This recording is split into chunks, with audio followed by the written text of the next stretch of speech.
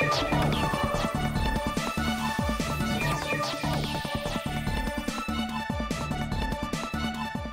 evening and welcome to The Tube. I'm Danny Swibel. We have love, we have war, and we have technology, so let's get started.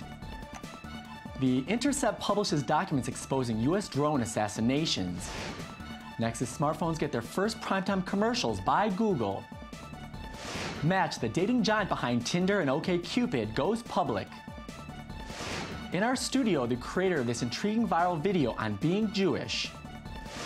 And Forbes lists the YouTubers who are making millions from your clicks. So let's go. It's been 2 whole weeks since we had a story from our favorite whistleblower, Edward Snowden. Maybe it's him, but probably not. But somebody sneaky leaked new documents and dropped some new revelations from us from above. A cache of leaked and classified slides, published as part of a series of articles by The Intercept on Thursday, sheds new light on the U.S. military's covert drone operations, specifically lethal drone operations in Afghanistan, Somalia, and Yemen between 2011 and 2013. The documents show, among other things, how the U.S. decides who to target, how insiders view the program's shortcomings, and how the government conceals unintended deaths. The report comes at a time when Pentagon reportedly intends to increase the number of drone flights and provide the military with more surveillance and striking power. Now let's talk Jew. The footnote citing Jew, the academic Jew, that scholar Jew, the thinking Jew, the let me tell you something Jew, the worker Jew, white-collar Jew, the tend the flock and herder Jew. Eitan Chetayat is the founder of Natty.com, an agency that specializes in branding, animation, storytelling, and design. He wrote I Am That Jew in January about his feeling as a Jewish man and how he's perceived as one in the world. After the column went viral, Eitan decided to make it into a video that also went viral with 1.5 million Facebook views within a few short days. Here's a short peek of the video. That I made it big because I earned it, Jew. That give me what I want because I know that I deserve it, Jew. That arrogant Jew, that humble Jew, that whatever Jew I'm in the mood to be Jew, just like you. That oh yes, I'm just getting started Jew. I'm that Israeli Jew, that Caribbean Jew, that English Indian Sephardic Jew, that Ashkenazi blonde and blue-eyed, no I'm not a Shiksa Jew, New York Jew, LA Jew, Australia and Ukraine Jew, that Russian, South African, Ethiopian and French, je suis juif Jew. That proud of being Jewish Jew, that Jesus Jew, Judas Jew, that don't know why I'm still being persecuted Jew. Scapegoat Jew, that whenever we're murdered, you probably think we had it coming Jew. But still, not afraid to wear my Star of David, Am Yisrael Chai Jew. I'm that feeling the world has gone mad, and damn it, I want to get off Jew. That way too much horror in the news everywhere I turn Jew. That fed up with ISIS beheading Christians, knife-wielding, suicide-bombing lunatics Jew. And I'm very happy to be joined by Eitan Chetayat, creative director at Natty.com and the creator of this video. Thank you very much for joining us today. Thank you. You read it really well, by the way. I should have had you read it. Yeah. Listen, I really love this video. I saw it a few days ago, and Judaism is complex, and you definitely embodied it in this video. What made you put this together? I mean, was there a specific incident behind all this? Yeah, actually.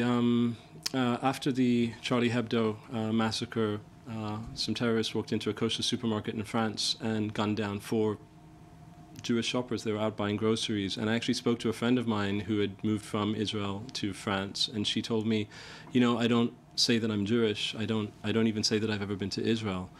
And that night I sat down and I wrote for the Times of Israel a blog post called I'm That Jew. And it made me sad. I understand her and many people. Myself, I've lived abroad as well, and I faced anti-Semitism firsthand, but it was very difficult for me to absorb that information at that time, and that's when I sat down and I wrote the post. And who would you say, because I was trying to think, who is this video necessarily for? Is it for the world seeing how Jews are from the outside? Is it for the Jewish community, for us? Is it for self-doubting Israelis, self-doubting Jews? Who would you say? You know, I think that's a great question. When I wrote it on a very personal level. I wrote it, and I don't think she even knows this, but I wrote it to her. You know,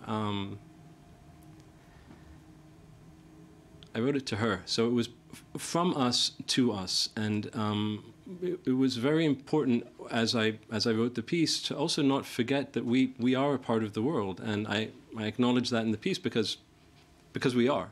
But it was for Jewish people, because I think that what is really difficult for us, every morning we wake up as Jewish people in the world, and there's a lot of anti-Semitism in the world, and it's reared its ugly head again. There's a lot of problems in Israel. Look at what's happened just yesterday in Beersheba.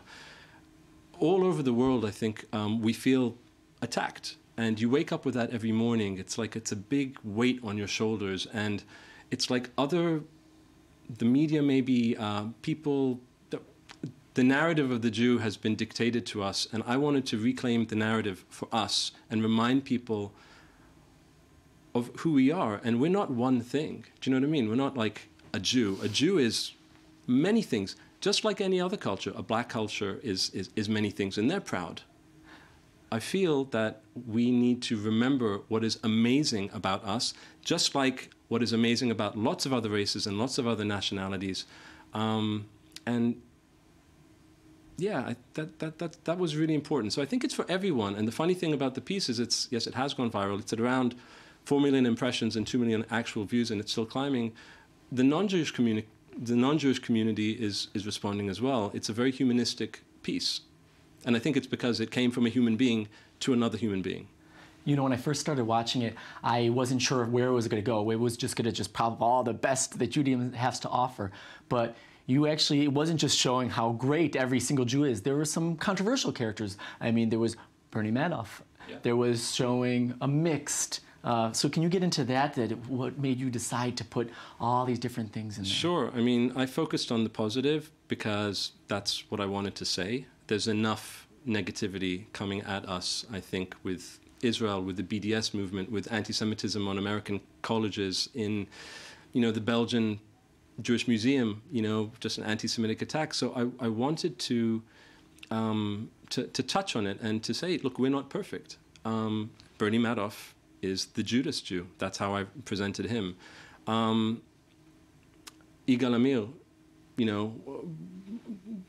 I wanted to kind of like put him in there, and then I deliberated, but I don't want to give him that stage. I focused on Rabin, who is a great man. So it is more positive. We're not perfect, and that's also touched upon. We don't need to say who, it doesn't really matter, but the narrative is that we're just like everyone else, but we're not, but we are. And I think that's why it's resonating. I think that's why it's spreading. I mean, it certainly isn't spreading because of me. I put it out to 30 friends, and it just took off. I mean, already in the last few days, I have a bunch of friends that have shared it. I've seen it. I mean, it's definitely spreading like wildfire in my awesome. Observation.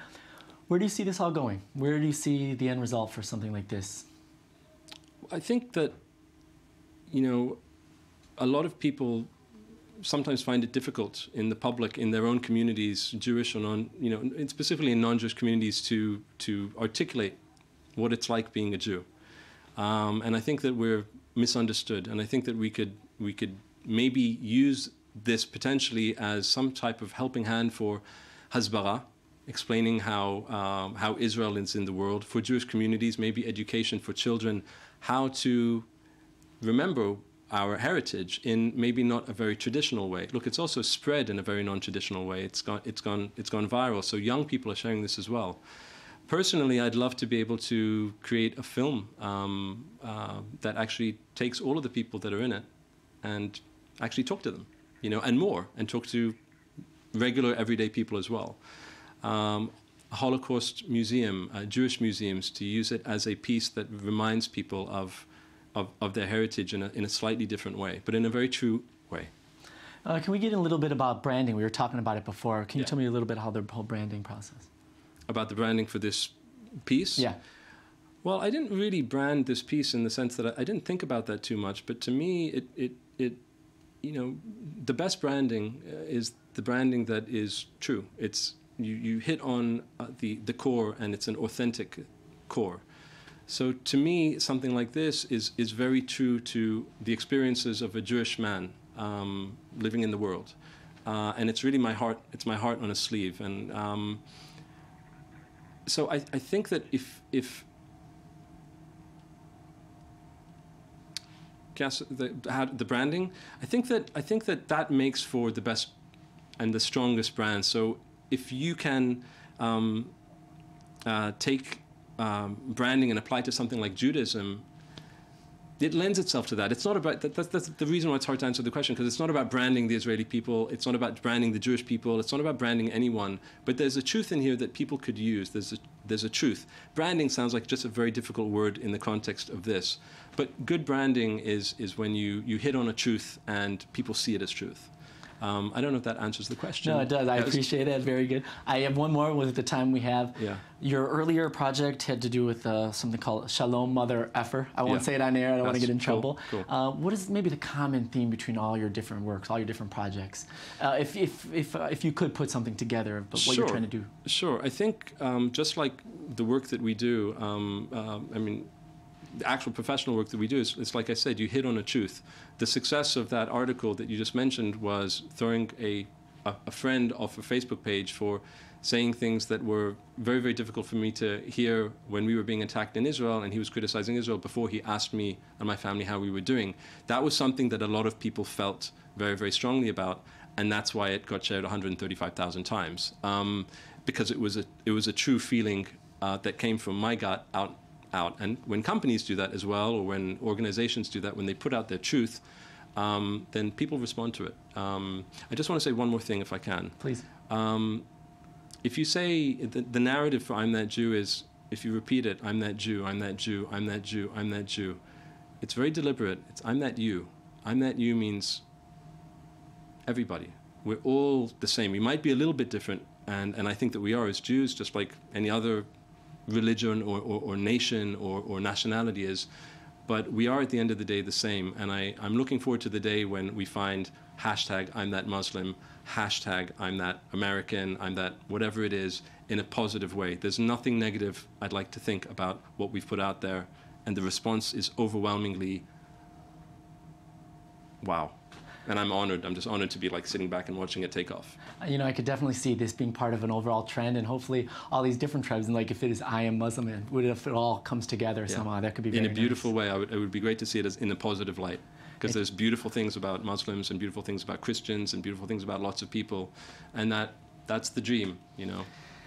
Eitan Chetaya, the creative director at Natty.com, thank you so much, and I'm pleasure. sure we're going to have you back sometime soon. We can't wait for it. Thank you, sir. Thanks Thank so you. I much. appreciate it. All right, up until yesterday, Google's Nexus phones were just an advertisement for what Android manufacturer to do with Google's operating system. But now it seems Google is getting serious about selling some phones. Ads for the Nexus 5X have recently been spotted during major commercial blocks. People watching NFL action today probably got a look at the ad for the new Nexus 5X, which is manufactured by LG. This is the first time Google are investing in primetime ads, much like Apple and Samsung have been doing up to now. Here's the advertisement. Lo and behold.